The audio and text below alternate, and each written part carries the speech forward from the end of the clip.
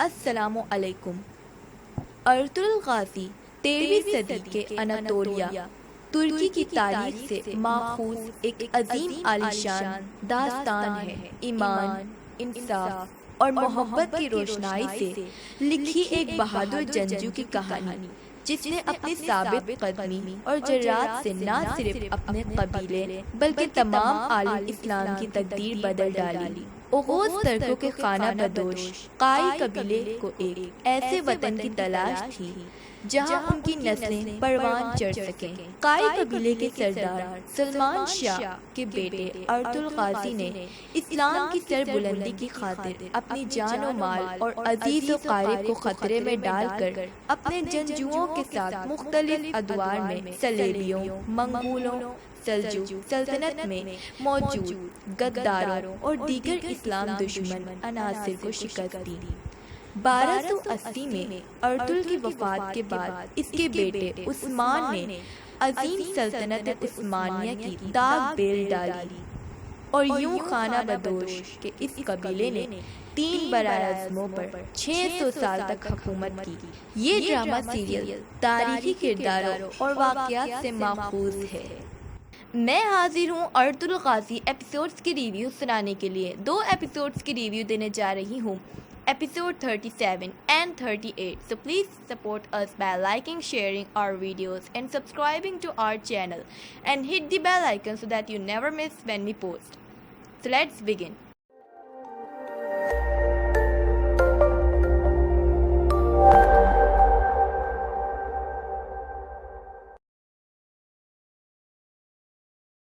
Episode 37 کی شروعات ہوتی ہے۔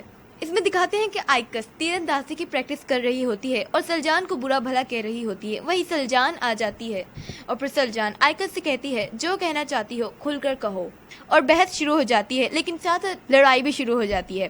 وہ کیسے کہ سلجان خاتون آئکس کو بہت زیادہ دھکے دیتی ہے اور اس پہ ہاتھ اٹھاتی ہے، لیکن آئکس یہ سب برداشت کر لیتی ہے اور اس پہ ہاتھ نہیں اٹھاتی، یعنی کہ سلجان پہ ہاتھ نہیں اٹھاتی۔ پھر سلجان اسے اور اکساتی ہے کہ یہ کچھ کرے جس پہ میں اس پہ الزام لگا سکوں اور اس کو سزا دے سکوں، اور وہ اسے اور زیادہ مارنے لگ جاتی ہے، اور پھر آئکس اپنا ہاتھ چھڑاتی ہے اسے، اور سلجان کا پیر پھسل جاتا ہے اور وہ گول گلاٹیاں گھومتے کھاتے کھاتے نیچے گر جاتی ہے، اور پھر آئکس کے پاس آتی ہے، لیکن سلجان اسے کہتی ہے یہاں سے چلی جاؤ، اور پھر آئکس وہاں سے چلی جاتی ہے، یعنی بھاگ جاتی ہے ڈر کے۔ اس کے بعد دکھاتے ہیں کہ صلیبیوں کے محل میں ترگت صلیبی محافظ کے ساتھ لڑ رہا ہوتا ہے اور وہ پورے 20 صلیبی محافظوں کو مار چکا ہوتا ہے، یعنی کہ گرا چکا ہوتا ہے، اور ترگت نے اپنے آنکھوں میں پٹی باندھی ہوئی تھی اور وہ پورے 20 بندوں کو ہرا رہا تھا۔ اور وہیں استاد اعظم کہتے ہیں ایزیدورا سے کہ یہ ہنر میرے بندوں کو بھی آ جائے گا۔ وہیں ایزیدورا استاد اعظم سے کہتی ہیں بہت مشکل ہے کیونکہ اس کے لیے ایمان کی طاقت چاہیے ہوتی ہے، اور پھر استاد اعظم کہتے ہیں ایمان کی طاقت کو اتار کے پھینک دیں گے ہم۔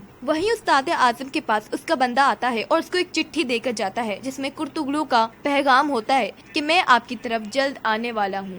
اس کے بعد دکھاتے ہیں کہ سلجان ایک جگہ بیٹھی ہوتی ہے گھاس پہ، اور اس کے پاس ایک بکری کا بچہ ہوتا ہے، یعنی کہ چھوٹا میمنا ہوتا ہے، اور اس کو باندھ کر اس کا گلا کاٹ دیتی ہے اور اس کا خون اپنے ہاتھوں پر لگا لیتی ہے۔ اس کے بعد دکھاتے ہیں کہ سلجان کائی قبیلے کے اندر آتی ہے اور آئکس اپنا کام کر رہی ہوتی ہے، اور پھر سلجان خاتون آئکس کو دیکھتی ہے اور زور سے چیخ مارتی ہے کہ آئکس نے میرے بچے کو مار دیا، آئکس نے میرے بچے کو مار دیا، وہ قاتل ہے میرے بچے کی، اور اپنے ہاتھوں پہ خون لگا ہوتا ہے اس کے، اور ہر جگہ وہ گر رہی ہوتی ہے، اور وہیں لوگ اسے روکتے ہیں کیونکہ وہ آئکس کو جا کے مارنے والی ہوتی ہے، اور وہاں گوکچی بھی آ جاتی ہے اسے روکنے، اور سارے لوگ اسے پکڑ لیتے ہیں، اور وہ آئکس کو بہت زیادہ برا بھلا کہہ رہی ہوتی ہے اور اس کو بد دعائیں دے رہی ہوتی ہے۔ اور وہیں کرتگلو جو یہ سب دیکھ رہا ہوتا ہے، جو سلجان کے بچے کا قاتل ہوتا ہے، وہ ہنس رہا ہوتا ہے بڑے مزے سے اور کہتا ہے شیطان کو بھی پیچھے چھوڑ دیا، اس کی فتنہ انگیزی سے تو شیطان بھی پناہ مانگتا ہوگا۔ اور وہیں گوکچی سلمان شاہ اور ہائمہ خاتون کے پاس آتی ہے اور گر گرا کے روتی ہے اور کہتی ہے کہ سلجان نے اپنا بچہ کھو دیا، اور یہ سب سن کے ہائمہ خاتون اور سلمان شاہ پریشان ہو جاتے ہیں اور ہائمہ خاتون باہر بھاگتی ہیں۔ اس کے بعد دکھاتے ہیں کہ سلمان شاہ کے پاس سلجان اور آئکس آئی ہوتی ہے، یعنی کہ ایک طرح سے فیصلہ ہو رہا ہوتا ہے کہ آئکس کو کیا سزا دینی چاہیے اور کیا وہ بے قصور ہے کہ نہیں۔ آئکس کہتی ہے کہ مجھ سے غلطی سے ہوا ہے، میں نے جان مجھ کے نہیں کیا، اس بات پہ سلمان شاہ کہتے ہیں ٹھیک ہے. اس کے بعد وہ سلجان سے کہتے ہیں تو سلجان یہی کہتی ہے کہ یہ میرے بچے کے قاتل ہے, اس نے مجھے نیچے دھکا دیا. اور پھر اس کے بعد سلمان شاہ کہتے ہیں کہ قبیلے کا جو اصول ہے اس کے لحاظ سے سلجان خاتون آپ آئیکس کو کیا سزا دینا چاہتی ہیں. سلجان خاتون پہلے سوچتی ہیں اور ادھر ہی کرتگلو بھی بیٹھا ہوتا ہے جو سلجان کو ہنس ہنس کے دیکھ رہا ہوتا ہے. اور پھر سلجان خاتون کہتی ہیں میں آئیکس کو 80 کوڑے مارنا چاہتی ہوں. اور وہیں ہائمہ خاتون اور سلمان شاہ تھوڑے پریشان ہو جاتے ہیں کہ یہ کیا بات کر رہی ہے. اور اس کے بعد سلمان شاہ تھوڑا ترس کھا کے کہتے ہیں کہ 80 کوڑے تو نہیں لیکن 30 کوڑے تمہاری سزا ہے. اس کے بعد دکھاتے ہیں کہ ناصر اس کی خفیہ جگہ پہ ترک کے لوگ اس سے ملنے آتے ہیں. ان میں سے کچھ لوگ تو اس کے خلاف ہوتے ہیں جو کہ آگے جا کے پورے طریقے سے خلاف ہو ہی جائیں گے جب ان کو سچائی پتہ چلے گی. تو پھر دکھاتے ہیں کہ کائی قبیلہ, اس میں کیا ہوتا ہے کہ آئیکس کو وہ لوگ رسی سے باندھتے ہیں اور سلجان اسے کوڑے مارنے لگتی ہے. ویسے مجھے تو لگا کہ سلجان خاتون آئیکس کو صرف 3 کوڑے مار کے چھوڑ دے گی, لیکن واہ اس نے تو تب تک کوڑے نہیں روکے جب تک آئیکس مر نہ جائے اور وہ کوڑے مارنا شروع کرتی ہے. اور ایسی طاقت سے مطلب کہ اپنا پورا زور لگا کے اس کو مارتی ہے کہ بیچاری ایک ہی جھٹکے میں اتنا زور سے چیخنے لگ جاتی ہے. کتنے زور سے کوڑے مار رہی ہوگی اور بیچاری کی پوری پیٹھ چھل جاتی ہے, پورا خون بہنے لگ جاتا ہے. اور پھر دکھاتے ہیں کرتگلو ایک جگہ جاتا ہے یعنی کہ خفیہ جگہ پر, اور وہاں پر سلیبیوں کے محافظ آ جاتے ہیں اور اس کو لے کے چلے جاتے ہیں اپنے ساتھ محل استاد اعظم سے ملوانے. اور وہیں دکھاتے ہیں کہ حلیمہ کو تیار کیا جاتا ہے نکاح کے لیے, یعنی کہ وہ پورے طریقے سے تیار ہو جاتی ہے. اور حلیمہ تھوڑی دکھی بھی ہوتی ہے کہ وہ اپنی پوری زندگی برباد کرنے جا رہی ہے. اور پھر نعمان افندی یعنی کہ حلیمہ کے ابا جان اس کے پاس آتے ہیں اور کہتے ہیں کہ اللہ تمہاری جوڑی کو خوش رکھے. اور وہ دعا دے ہی رہے ہوتے ہیں کہ حلیمہ بولتی ہے کس طرح خوش رہنے کی دعائیں دے سکتے ہیں آپ مجھے بابا, جبکہ آپ تو زندہ درکور کر رہے ہیں مجھے اپنے ہاتھوں سے. یہ لباس جو مجھے دلہن بنانے کے لیے پہنایا گیا ہے کفن ثابت ہوگا. اور ایپیسوڈ 37 ختم ہو جاتا ہے. ایپیسوڈ 38 کی شروعات ہوتی ہے. اس میں دکھاتے ہیں کہ یکت حلیمہ کے پاس آتا ہے اور حلیمہ تیار ہوئی بھی ہوتی ہے تو یکت اس کے پاس آتا ہے اور کہتا ہے کہ آپ نے اچھا نہیں کیا, یاد رکھیے گا آج سے میں آپ کا بھائی نہیں. اور پھر روم سے چلا جاتا ہے. وہیں یکت جا رہا ہوتا ہے کہ وہاں افسن پاشا چھپا ہوا ہوتا ہے اور یکت وہیں جب پہنچتا ہے تو وہ فوراً سے اسے پکڑ لیتا ہے اور کہتا ہے کہ یکت میں تمہیں بچانے آیا ہوں. اور یکت بھی خوش ہو جاتا ہے. اور پھر افسن پاشا اس سے کہتا ہے کہ مجھے اپنے بابا کا کمرہ بتا دو اور مجھے وہاں تک لے جاؤ. اور پھر یکت کہتا ہے ٹھیک ہے اور اسے وہ کمرے تک لے جاتا ہے. اس کے بعد دکھاتے ہیں کہ کائی قبیلے میں سلجان بڑے غصے سے زور لگا کے بیچاری آئیکس کو مار رہی ہوتی ہے, اتنا مار رہی ہوتی ہے کہ اس کی پیٹھ سے خون بہنے لگ جاتا ہے. اور پھر اچانک ہائمہ خاتون سلجان کو منع کرتی ہیں کہ رک جاؤ سلجان. اور وہیں سلجان غصے سے مڑ کے پیچھے دیکھتی ہے کہ اس نے مجھے کیوں روکا. اور پھر وہیں سب قبیلے والے اس کو سلجان کو برا بھلا کہہ رہے ہوتے ہیں, یہ کیسی عورت ہے, عورت ہو کے عورت پہ ظلم کر رہی ہے, اللہ اس کو سزا ضرور دے گا. اور پھر ہائمہ خاتون کہتی ہیں سلجان بس کر دو.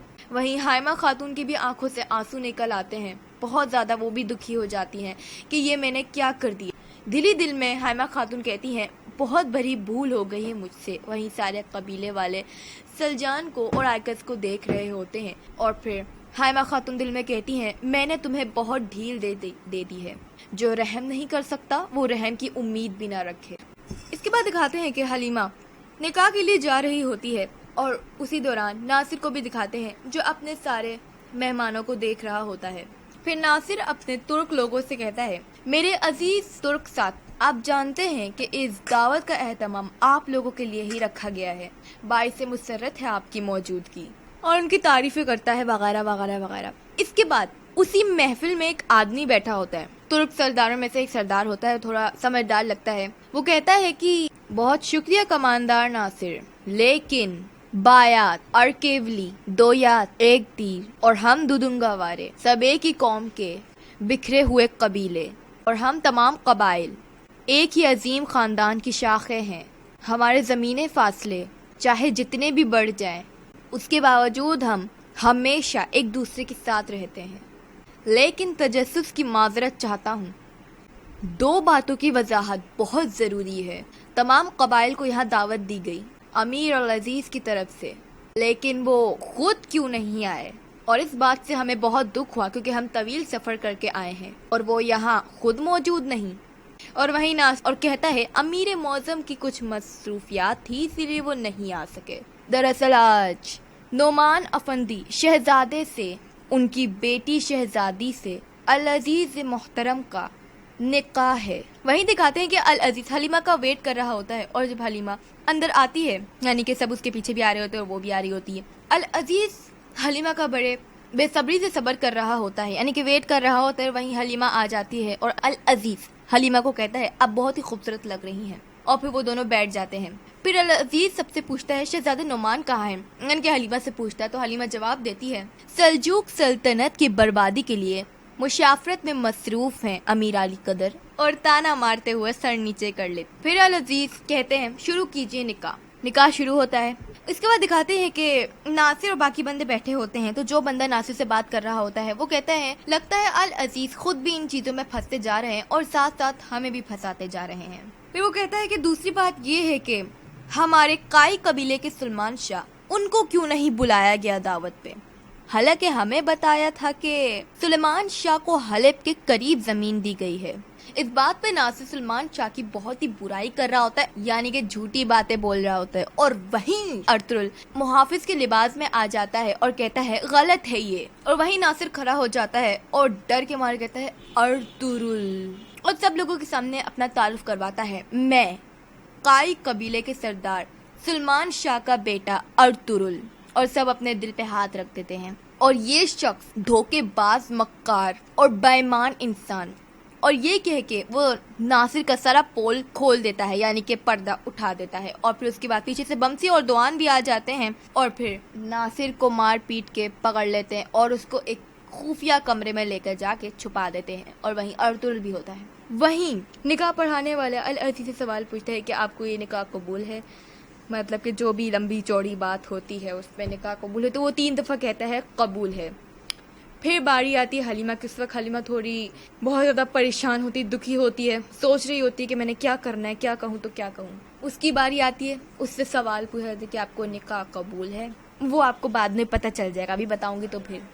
وہیں دکھاتے ہیں کہ افسن پاشا اور یہ کہ نعمان کے پاس آ جاتے ہیں، پھر افسن نعمان کے پاس آتا ہے اور بات کرنا شروع ہو جاتے ہیں۔ افسن نعمان افندی سے کہتا ہے آپ کو دیکھ کے دل کو سکون آ گیا شہزادے۔ افسن پاشا نعمان سے پوچھتا ہے شہزادی حلیمہ کے نکاح میں آپ شریک کیوں نہیں ہوئے؟ تو نعمان افندی جواب دیتے ہیں ابھی کچھ دیر میں جاؤں گا وہاں پر۔ پھر اس کے بعد العزیز اور حلیمہ کو ہی دکھاتے ہیں، وہیں سب انتظار میں بیٹھے ہوتے ہیں کب یہ حلیمہ جواب دے گی، اور وہیں حلیمہ جواب دیتی ہے یہ نکاح کرنے سے بہتر ہے کہ اپنی زندگی ختم کر لوں میں، اور وہیں العزیز کے جو دل پہ پڑتی ہے۔ العزیز کہتا ہے حلیمہ، اور پھر حلیمہ وہاں سے اٹھ کے چلی جاتی ہے۔ پھر افسر پاشا اور نعمان افندی کو دکھاتے ہیں۔ افسر پاشا نعمان افندی سے کہتا ہے میں ہمتن گوش ہوں شہزادے۔ پھر نعمان افندی افسر سے کہتے ہیں میں نے سلجوق سلطنت کے لیے العزیز سے اتحاد کر لی ہے، اب سے سلجوق سلطنت سے اپنے حق کے لیے جنگ کرنے کا فیصلہ کر لیا ہے۔ وہیں افسر پاشا نعمان افندی سے کہتا ہے اگر آپ نے ایسا کیا تو سلجوق سلطنت ٹکڑوں میں بدل جائے گی، بھائی بھائی سے دست و گریباں ہوگا تو اپنا ہی خون ہوگا۔ وہیں نعمان افندی غصے سے جواب دیتے ہیں پوری زندگی بھاگتے ہوئے اور اپنے بچوں کو بچاتے ہوئے گزاری ہے میں نے، اور اب بدلے کا وقت آ چکا ہے اور یہی میرا آخری فیصلہ ہے۔ افسر پاشا کہتے ہیں آخری فیصلہ آپ کا ہی ہوگا، اور پھر آگے اور بات چیت ہوتی ہے، تھوڑی بہت بحث ہوتی ہے۔ بات چیت کرنے کے بعد نعمان افندی افسر پاشا کو کسی کام کے لیے بھیجتا ہے۔ وہیں العزیز بہت ہی غصے میں ہوتا ہے، حلیمہ کی طرف جا رہا ہوتا ہے، اور حلیمہ بھی نعمان افندی یعنی کہ اپنے بابا کے پاس پہنچ ہی چکی ہوتی ہے۔ پھر نعمان افندی حلیمہ سے پوچھتے ہیں کیا ہوا، نکاح ہو گیا، تم اتنی جلدی آ گئی؟ تو پھر حلیمہ کہتی ہے میں نے نکاح سے انکار کر دیا۔ سنتے ہی نعمان افندی کا دماغ گھوم جاتا ہے، وہ کہتا ہے تم نے سب کچھ برباد کر دیا، سب ختم ہو گیا۔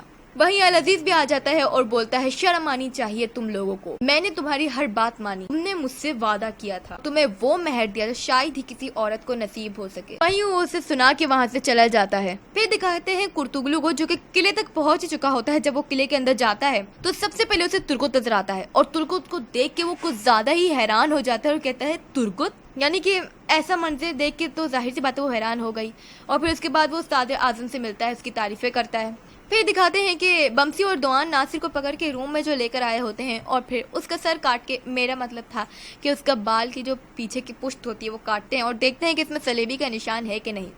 تو دیکھتے ہیں کہ اس کا سلیبی کا نشان ہوتا ہی نہیں. وہیں ارطغرل بھی آ جاتا ہے. پھر بمسی اور دوان بتاتے ہیں کہ اس کی سر پہ سلیبیوں کا نشان ہے ہی نہیں. اس کے بعد ارطغرل کہتا ہے کہ اس کا مطلب یہ سب کچھ دولت کے لیے کر رہا ہے. پھر ارطغرل بمسی اور دوان کا کہتا ہے اسے کھول کے یہاں سے جاؤ، مجھے اس سے بات کرنی ہے. ارطغرل ناصر سے کہتا ہے کچھ بتانا پسند کرو گے؟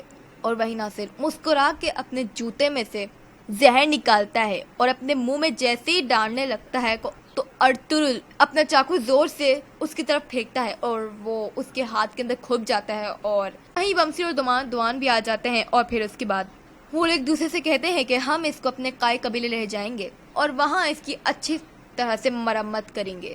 اس کے بعد دکھاتے ہیں کہ ٹائٹس اپنے کمرے میں ہوتا ہے، یعنی کہ حلب دکھاتے ہیں، حلب کے کسی گھر میں ہوتا ہے اور وہاں پریشان بیٹھا کھڑکی کے پاس ہوتا ہے.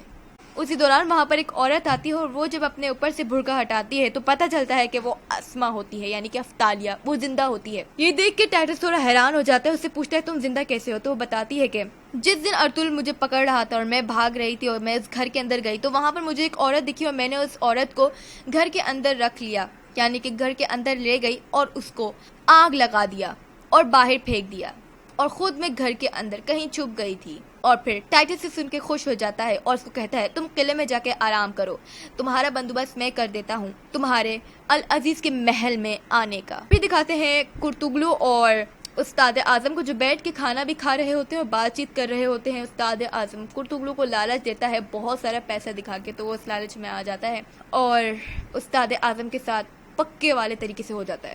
اس کے بعد دکھاتے ہیں کہ ناصر کو قیدی بنایا ہوتا ہے، یعنی کہ قید کر لیا ہوتا ہے، پورا باندھا ہوا ہوتا ہے اور وہاں پر بمسی، دوان اور ارطغرل بھی ہوتے ہیں اور گندگتو بھی ہوتا ہے. اور پھر وہی بندہ ادھر آتا ہے جو ناصر کے ساتھ بات کر رہا تھا اور اس کے خلاف تھا، تو وہاں پر وہ آتا ہے اور ارطغرل سے کہتا ہے مجھے فوری طور پر کونیا روانہ ہونا ہو اور سلطان علاؤدین کو ہر خبر سے آگاہ کرنا ہے.